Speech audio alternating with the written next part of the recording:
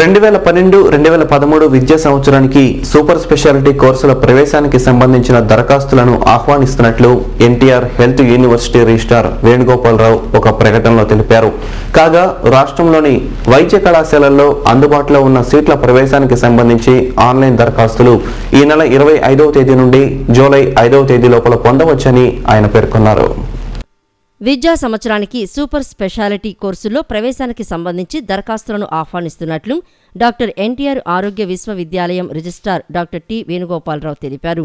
ఆన్లైన్లో దరఖాస్తులను ఈ నెల 23 నుంచి జూలై 1వ తేదీ వరకు డౌన్లోడ్ చేసుకుని పూర్తి చేసిన వాటితో ₹1050 ఈ చలానా జతచేసి జూలై 2వ తేదీ లోపల యూనివర్సిటీకి పంపాలని, ప్రవేశ పరీక్షకు సంబంధించి హాల్ టికెట్లు జూలై 12 నుంచి 14వ తేదీ లోపల వెబ్సైట్లో అభ్యర్థి పుట్టిన తేదీన పాస్వర్డ్గా ఉపయోగించి పొందవచ్చని అన్నారు. హైదరాబాద్లోని ఉస్మానియా వైద్య కళాశాలలో జూలై 15న ప్రవేశ పరీక్ష జరగనుంది. సంగీత సద్గురువులు సుసర్ల దక్షిణామూర్తి పారుపల్లి రామకృష్ణయ్య పంతులు ఆరాధనోత్సవాలు వైభవపేతంగా ప్రారంభమయ్యాయి. సంగీత కాలేజీలో ఏర్పాటు చేసిన గాత్ర కచేరీలు ఆద్యంతం ప్రేక్షకులను ఆకట్టుకున్నాయి. దుర్గాపురంలోని ఘంటసాల వెంకటేశ్వరరావు ప్రభుత్వ సంగీత నృత్య కళాశాల ప్రాంగణంలో సాయంత్రం జరిగిన సంగీత కచేరీలు శ్రోతలను అలరించాయి. బీవీవీ సాగర్ దీక్షితులు రచన సిద్ధి వినాయకంతో కార్యక్రమాలను ప్రారంభించారు. మహనీయ మధుమూర్తి వంటి బాలమురళి రచనలను ఆలపించారు.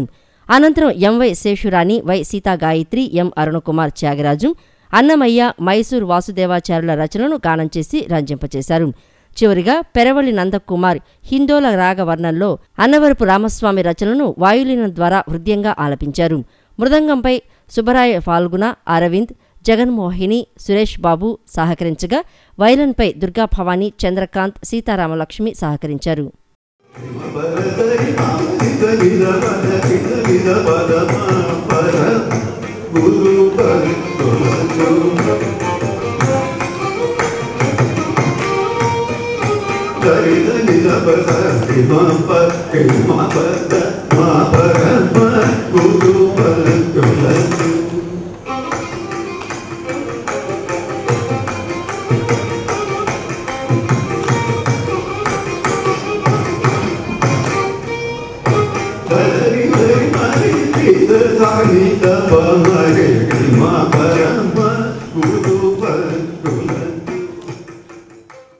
ఇవాల్టి లైఫ్ స్టైల్లో ఒక చిన్న టిప్.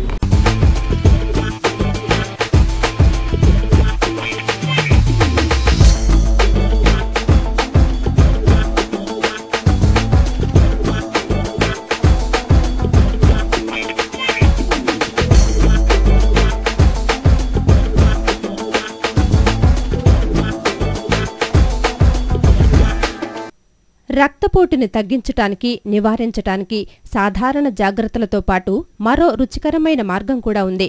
సాధారణ స్థాయికి మించి హైపర్ టెన్షన్ కనిపిస్తున్న వారు రోజు పుచ్చకాయ తినటం మంచిది.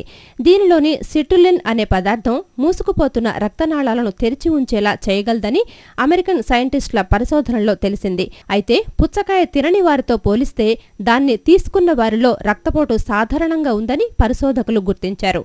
దీనిలో beta carotene, vitamin B6, vitamin C, పొటాషియంతో పాటు పీచు పదార్థాలు ఉన్నట్లుగా తెలిసింది. ఈ పొటాషియం కూడా రక్తపోటును నియంత్రించే అంశాల్లో ఒకటి కాబట్టి పుచ్చకాయ తినటం మంచిది.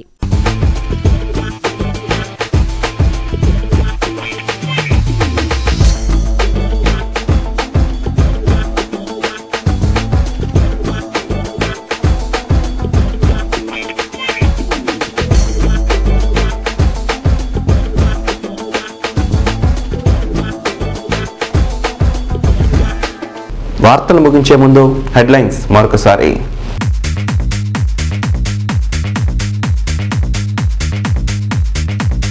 ప్రైవేటు బస్సులపై కొనసాగుతున్న ఆర్టీఏ దాడులు, 59 వాహనాలు సీజ్.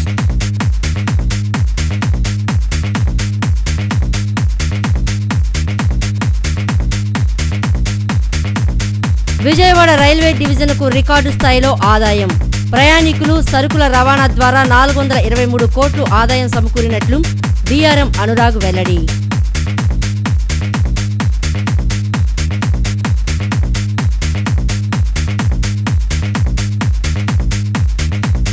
ఘనంగా ఘనంగా దేవినేని నెహ్రూ జన్మదిన వేడుకలు, సేవా కార్యక్రమాలు నిర్వహించిన అభిమానులు, సన్నిహితులు.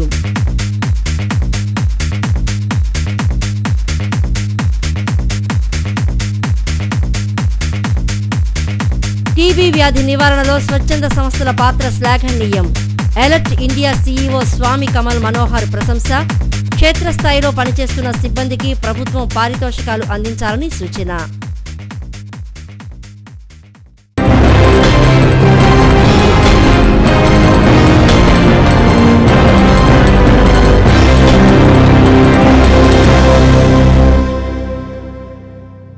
ఈ వార్తలు ఇంతటితో సమాప్తం. తిరిగి మధ్యాహ్నం ప్రసారమయ్యే వార్తల్లో మళ్ళీ కలుసుకుందాం. అంతవరకు సెలవు.